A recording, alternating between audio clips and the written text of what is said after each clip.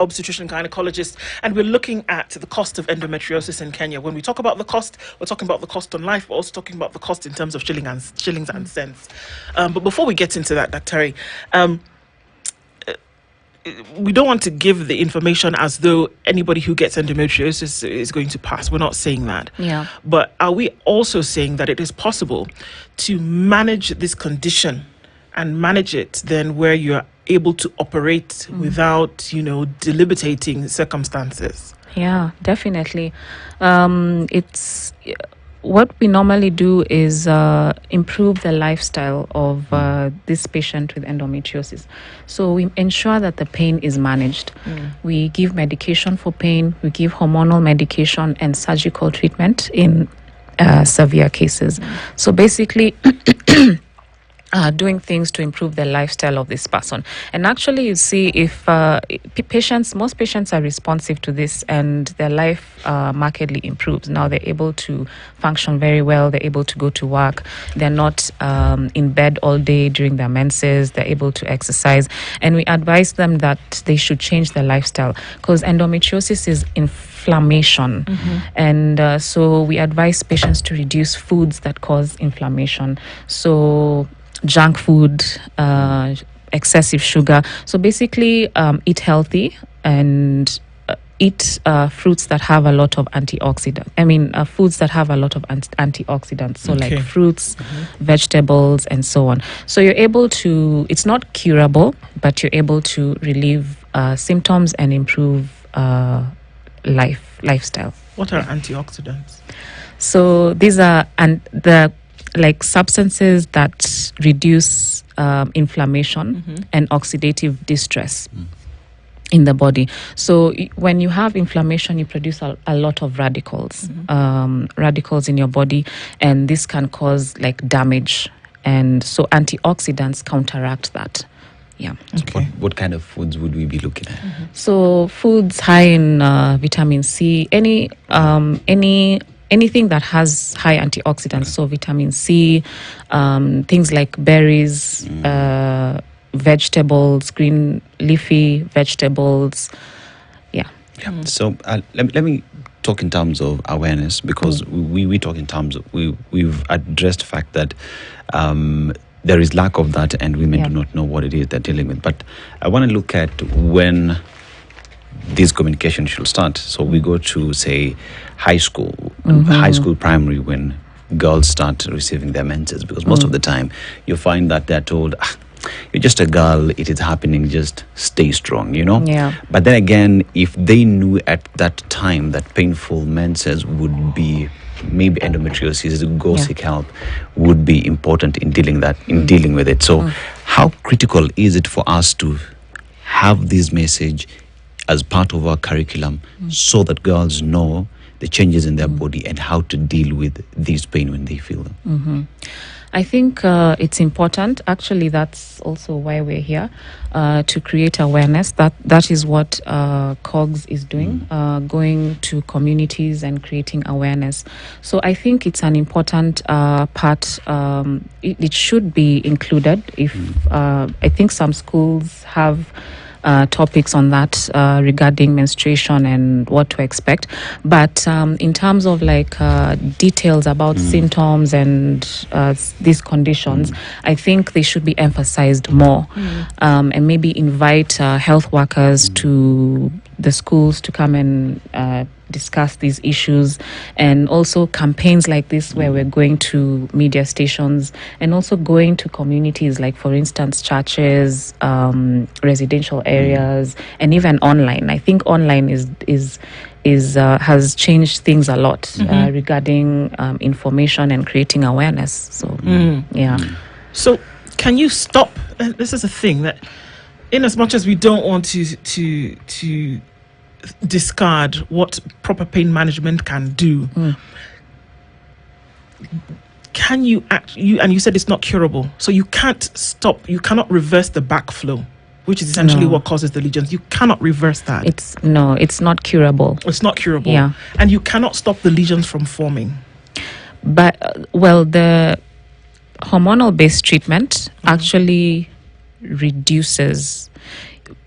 your body constantly produces estrogen. Like, you can't stop that. Yes. Yeah, unless you give someone certain hormones that like shut Counter, down. yeah. But you can't do that forever. Yeah. So what these hormones does, it just basically reduces the growth of these lesions and reduces the bleeding that comes with it and the severity.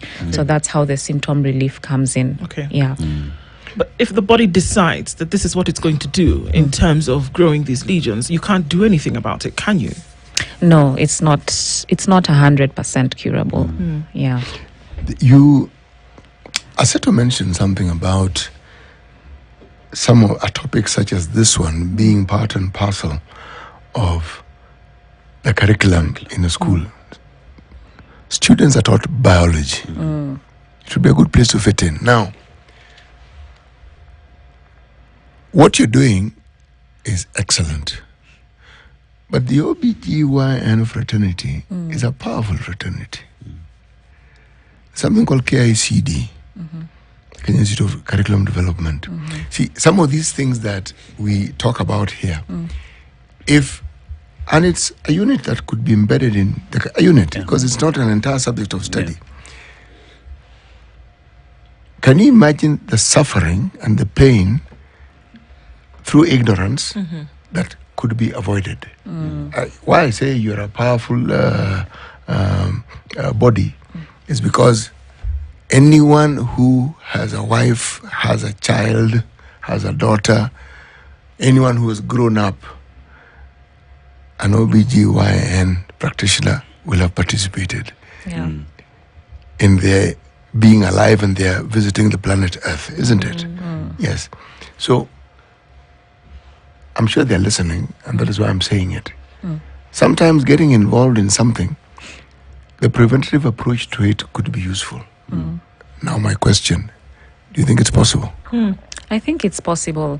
I think when it can also start from the family level. The parents, whenever they come to visit you as a practitioner, as a gynecologist, it's important that we pass this information to you. And now you pass it to your children. Have discussions with your daughters about menstruation, just the basic knowledge, what to expect, and discuss these symptoms from there. And then encourage them to come and visit an OBGYN for, to talk about the symptoms they're having, and also just to create this awareness in every visit. So I think it's possible at that level, and it's possible at the community level, and it's possible even in the schools. I think schools should also invite, which actually happens. I mean, I've also been to schools to discuss these issues. I've also had get-togethers with young children in that age group and discuss these issues and what to expect. So it's something that's actually happening. How regularly is it done? I can't give you an exact number, but how many times in a year, say? Oh, it's very frequent. It's even done individually. Not only COGS does it, but also individual doctors also do it on their own. So I'd say it's done regularly. It's done regularly. So in the management of endometriosis in the country, one would assume that the Ministry of Health has picked this up as a concern because of the numbers that you're dealing with. You're dealing about 2.8 million, that is just stats. But also the importance of having like a national endometriosis registry that will be able to have all this information in a registry that would help the government come up with policy or the best strategy to deal with it. How important would be that in dealing with it? I think that's why societies like COGS comes in, and other medical board and other bodies that govern medical practice. Okay. And the Ministry of Health, of course. To step in. Okay. So because those numbers are large. Those are many numbers, and unfortunately with something like this is that the less you talk about it, the more that those who are in the problem will remain in the problem without getting the help that they need. Because that's the thing with something like this, that you will go to your nearest chemist pharmacy and you'll get a painkiller, not really sure of what is going on and knowing that it can actually be managed. But we do answer questions from folks who are, clicking in onto our socials this morning, and we'll repeat these things as much as we need to, because one question that has come now is that, is this preventable? Is endometriosis preventable? And if so, how? So lifestyle change. So avoid foods that cause inflammation, and also exercise. So exercise helps with the menstrual pain. Actually, anyone who has severe menstrual cramps, try exercise for a month and see how much relief you get after you do the exercise. Weight loss. And just mostly that. Diet, weight loss, exercise, so that can have a role in prevention. I'm trying to imagine folks who unfortunately meet the greater percentage of the spectrum who don't have access to this information, and that they're young girls and young women and even older women who've maybe suffered the entire range of their life from something like this and have no idea, and just somebody knows that in 4 or 5 days every month I'm going to have this terrible pain, and then we don't know how to get over it beyond taking a painkiller, which probably is not even sufficient in solving that pain at that time. And I know it's a difficult question, but I got to ask it. How do we help those girls, those women? You mean those who cannot access healthcare, or those who cannot even access the information? I have no idea what's going on, and I'm not even going to think about, well, let me go see an OBGYN, because number one, I can't afford it. Number two, I don't have the time. Number three, okay, maybe it's just normal. You only vitu za our mama, which is what we hear. So to anyone listening this, I'd encourage you to have this health-seeking behavior. So if whenever you feel any symptom, anything in your body, first thing is seek help. Those who don't have enough knowledge about it, this is why we are creating awareness about it. So, one of the things that is always a mystery to most of us is how our body works. We know we have it, we know it works, but when it comes to diseases, since we do not know what causes it, it therefore means we can't know how best to avoid having it, isn't it? It's kind of like if you know that you're going to get malaria from a mosquito bite, you're going to put up a mosquito net. Yes. Or if you're going to go to a malaria-prone area, you will take an anti-malarial. Yes, or you spray some bug spray anti-malarial something to the point where it's choking you, and hope that it will also choke the mosquito in the process. Yes. So basically just increasing awareness. Yes. Now at least now that we're talking about it, now there's someone who didn't know what endometriosis is, and they didn't know they had it. But now that we're discussing it now, then they're like, oh, I might actually be having it. And then now that's when they seek health care. Can I offer an opinion, and then forms a question as well? That some of these conditions, why there's not enough, or why we just see awareness around them, is that because previously there's stigma around talking about some of these things. CT, and correct me if I'm wrong, but even as early as 20 years ago, you're not saying the word period or menstruation in public. You will say it under the cover of darkness, under the bed, and you will have curtains drawn before somebody even... In fact, people who are on their period in some traditions are shunned for the 5 days. Nobody talks to you. You cannot do anything. You cannot touch food. In this day and age, it's just like last week we had a conversation around erectile dysfunction. Nobody was talking about it. You don't talk about those things in public, especially in our settings. You don't discuss those things. So is it possible that we see that a lot more people suffer from these medical conditions, especially the ones that are wrapped around issues that we don't talk about outside when the sun is shining? Can we start to declutter and to just break down some of those things, because people are suffering and people are dying? That's a very good observation, question. I think there's been a lot of stigma even now. So the only way to reduce stigma is by talking about it more. And I think perhaps as well, this is now where I call upon my brother CT, because when you talk about a stigma that does exist here, you find, I'd say specifically where I was raised, Eldoret, it would be such a conversation that people don't want to talk about based off culture and whatnot, and a woman would be considered to be dirty during the periods and whatnot, which made women not even come out to talk about it. Because I remember at some point, when we were in church, yes, I was raised Catholic. There's a lady who Ramadan Kareem. Yeah. So I remember there's a lady who experienced her periods while we were in church, and that was the end of us ever seeing her in church again. She moved churches just because of that single day.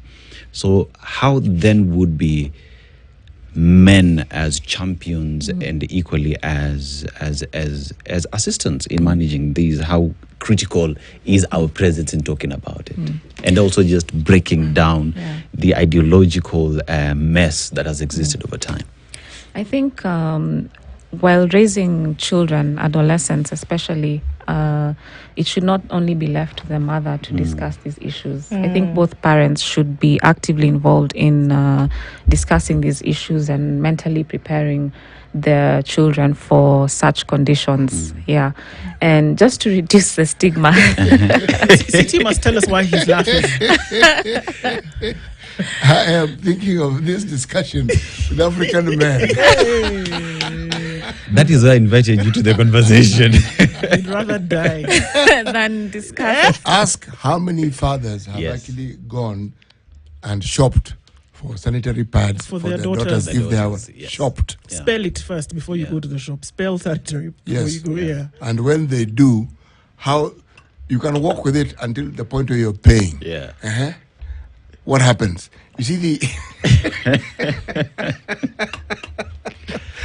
the reason why we always talk about inculcating certain knowledge at a very early age in children is so that the stigma, before you even get to understand stigma and be influenced by all the other things that bring about stigma, beliefs, myths, misconceptions, you have actual knowledge.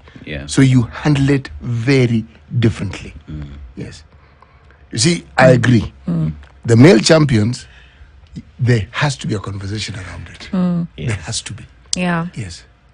So it starts from the house, and also visiting gynecologists. I don't think you should just... You want the men to go and visit the gynecologist? No, accompany. Go alongside. You know, Siti, when you have these discussions, you will start hearing things like you need a pad for heavy flow. You know, these are terms that we ought to know. When you're visiting a gynecologist, it's say hi to Dr. Busire. That's a doctor that I know that deals with it. You know what I mean? So you become friends. Dennis is trying to tell you that he has become a champion. He has become a champion as well. You see, you know, we're talking about a generational drift. Shift. Yes. This is not a drift, it's a shift. Yes. Yes. Yes, it is possible. So now when you're getting the heavy flow pads, you also need to know what kind of underwear to buy as well. See, you know? While I was laughing, I was thinking of my contemporaries. And I was thinking, some of my contemporaries who are still alive in the rural areas. And I was thinking of having this conversation with them, and I was thinking, how do you even start? So, I mean, and isn't that the thing, though, that when we talk about, and here it is where we say some of these issues are so uncomfortable, but then when you get to the place where you have a daughter or a sister or a wife who is suffering from something like endometriosis, and you've not done the foundational stuff, you've not even come into contact with the foundational stuff, doesn't it then become a lot more difficult to then deal with this condition that could be so, paralyzing, literally? And then how can we, because we talk about the cost, it's not just the cost on the woman or the girl who's suffering from this, but there is a cost, and not just in terms of spending money, but there is a cost on those that she's surrounded by, isn't it? So I think the question you asked about the curriculum in schools, I think this should involve, like when you're discussing it in schools, especially mixed schools. So both the male and the female will be in that classroom listening. So from an early age, the boy will grow up knowing these conditions, and by the time they're older, then they'll have that knowledge, they'll be aware, and maybe that will also help in reducing the stigma and that fear of men discussing these issues. So by the time it's reached that time, discussing these issues will be normal for them. Yeah. But let's look at now about cost in terms of shillings and cents. To get her laparoscopy, and then to even do, you talked about an MRI preferable over a normal scan. Yeah. What are the costs of some of these things today? I'd say it's costly if you look at it in the long term. So let's start first with now seeking healthcare. Patients have this habit of moving from one person to the other. They can even move around a whole floor, a whole building, seeking second, third, fourth, 10 opinions. So already that's a high cost. So consultations, seeking that healthcare. And then you come to the investigations. So an ultrasound may not pick it up, as we said, very well. So an MRI is the gold standard for that. That's also costly, especially for someone who doesn't have insurance. What's the least cost of an MRI today? On average, 15,000. Exactly. Yeah. So that's high. Then we go to the medication. You don't just take the medication once. It's a chronic condition, so it's long term. So that's also costly. And then you look at your lifestyle. You have you're in constant pain all the time. It can affect your ability to work, which can affect your mental status. So that goes into depression. And just the general, I didn't mention that it causes infertility. That's actually a major complication of endometriosis. So when it causes infertility, difficulty in conceiving, that's also another issue that's very it's stigmatized as well, and that affects the mental status of this particular patient. So depression comes in, difficulty in conceiving comes in, marital issues because you're constantly in pain, you're constantly bleeding, painful intercourse. So if you look at it overall, it's costly. Travel costs to the hospital because it's recurrent. And then this patient who has infertility may consider IVF, which is also expensive and not covered by insurance. So in the long term, it's costly. I mean, one of the things that we didn't, focus on, and you've mentioned it, is that some of the effects of endometriosis are some things that we see. And, as you talk about, difficulty conceiving. And so the chances of somebody with endometriosis then having especially in the extreme cases, having a child later then is reduced significantly just because of this. And you're just looking at some of the challenges that women have to go through. Therefore, the reason for us to continue to spread awareness about this. Do we see, and really quickly, Dr. that there are women who suffer from endometriosis who will then conceive and do so normally and then go into normal childbirth? Yeah, they do. Yeah. Once you relieve the symptoms, you give them hormonal medication, relieve the pain, they actually conceive and they carry normal pregnancies. Yeah. Okay.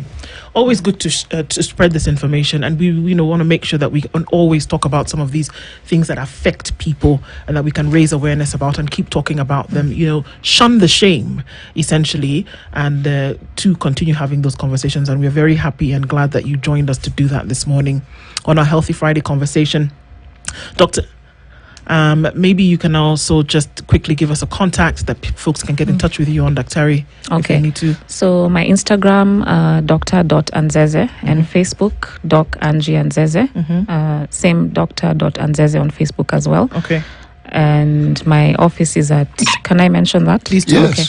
My office is at Prof. Nelson Awori Center, third floor A5. And anyone who has a question can reach out on my Instagram. And you will answer. And I will answer. Fantastic. That's our Healthy Friday conversation this morning with Dr. Angela Nzeze, OBGYN. We've been looking at endometriosis in Kenya. These conversations continue. Good morning. It's 8 a.m.